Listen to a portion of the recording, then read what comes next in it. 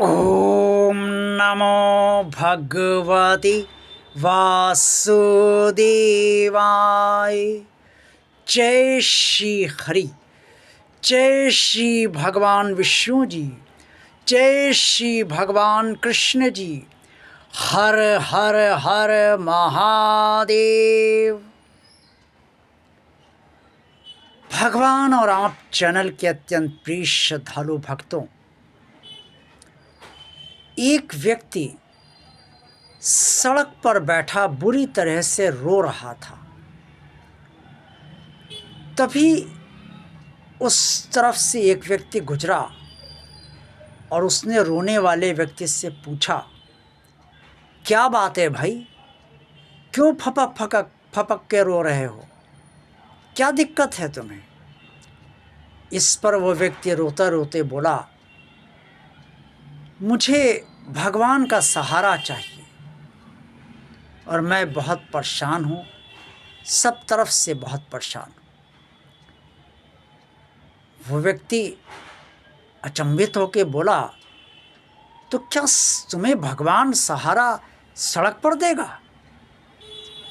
रोने वाले व्यक्ति ने कहा, मुझे नहीं पता वो मुझे सहारा देगा या नहीं, लेकिन मैं सड़क पर ना बैठूं तो कहाँ बैठूं? मेरे पास रहने के लिए मकान भी नहीं है और कुछ भी नहीं है, ना खाने ना पीने को ना पहनने को, तो मैं क्या करूं, कहाँ बैठूं? रो इसलिए रहा हूं कि दुख मुझसे अब सहन नहीं हो रहा है।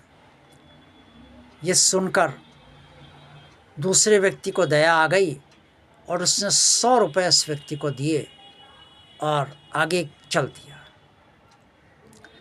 कुछ दिन बाद वही व्यक्ति उस मार्ग से फिर गुजरा। उसने देखा वही पहले वाला व्यक्ति फिर वैसे ही फपक कर रो रहा है।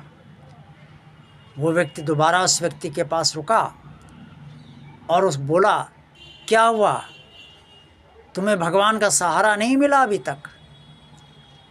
उसने कहा, मिला होता तो मैं क्यों यहाँ बैठता। उस व्यक्ति ने अचानक क्रोध दर्शाया और उसने कहा, ठीक से बताओ, नहीं तो बहुत मारूंगा तुम्हें, मारते मारते बेदम कर दूंगा। वो व्यक्ति आंखें पोंछकर बोला, आप मुझे चाहे जितना मार लीजिए, लेकिन सच ये है कि मुझे सहारा किसी का नहीं मिला है। पूछने वाले व्यक्ति ने कहा कि देखो भाई, मैं तुम्हें मारने की धमकी जरूर दे रहा था, लेकिन मैं तुम्हें मारूंगा नहीं। लेकिन तुम जरा ये सोचो कि क्या इस तरह सड़क पर बैठकर भीख मांगने से तुम्हें भगवान कुछ दे देगा? मैंने तुम्हें पहले 100 रुपये दिए थे, आज मैं तुम्हें 100 क्या 500 1000 रुपये इससे ज़्यादा भी दे सकता हूँ और दे भी दूंगा, लेकिन इस तरह से तुम्हारी भीख मांगने की आदत पड़ जाएगी और तुम्हें लोग कितना धन देंगे, कितने लोग धन देंगे और कितने लोग नहीं देंगे, और जो देंगे वो कितना देंगे ये तुम्हें भी नहीं पता। तुम्हारा जीवन कैसे चलेगा? इससे कोई काम धाम करो भाई, भगवान सहारा काम करने से ही देगा। तुम जब कुछ काम करोगे तो भगवान तुम्हारे काम को चलाएगा। अब भीख मांगने से तो भगवान तुम्हें भीख ज़्यादा तो नहीं दिला देगा।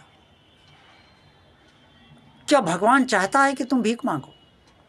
ये सुनकर वो व्यक्ति बोला, कहाँ जाऊं, कौन मुझे काम देगा?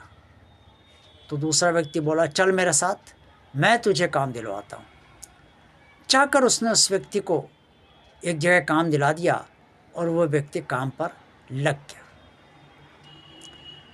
ज़्यादातर लोगों की दशा ऐसी ही होती है और वो भूल जाते हैं कि जब उन्हें बेसहारापन का एहसास होता है, बेसहारा वो हो जाते हैं धन से या अन्य समस्त स्थितियों से, परिस्थितियों से, तो उस समय कोई ना कोई काम उन्हें ऐसा अवश्य करना चाहिए जिससे कि वो आत्मनिर्भर बनने की दिशा में आगे बढ़ सके।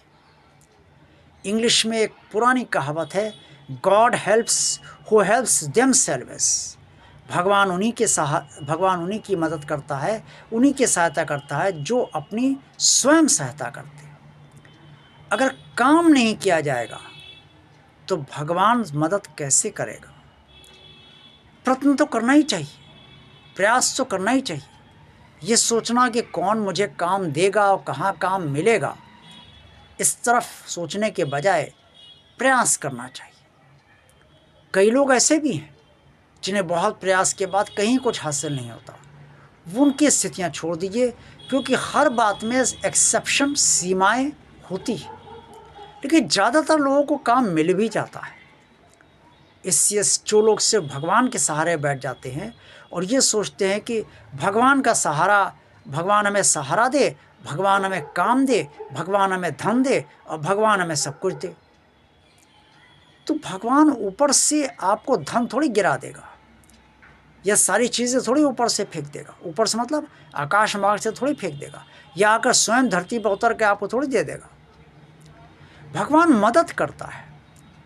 अगर ये सोचिए कि अगर भगवान सब कुछ स्वयं कर देता तो अर्जुन को इतना बड़ा ज्ञान देकर महाभारत के युद्ध लड़वाने की स्वयं भगवान कृष्ण जी को क्या आवश्यकता थी? वो स्वयं ही अर्जुन की तरफ से लड़ लेते और कहते कि चलो मैं तुम्हें जिता देता हूँ, लेकिन ऐसा तो उन्होंने नहीं किया। उन्होंने प्रतिज्ञा ली कि ना मैं शस्त्र धारण करूँगा और ना मैं युद्ध में भाग लूँगा, ना मैं युद्ध लड़ूंगा। लड़ना तुम्हें ही युद्ध है, अर्थात कर्म तुम्हें ही करना है।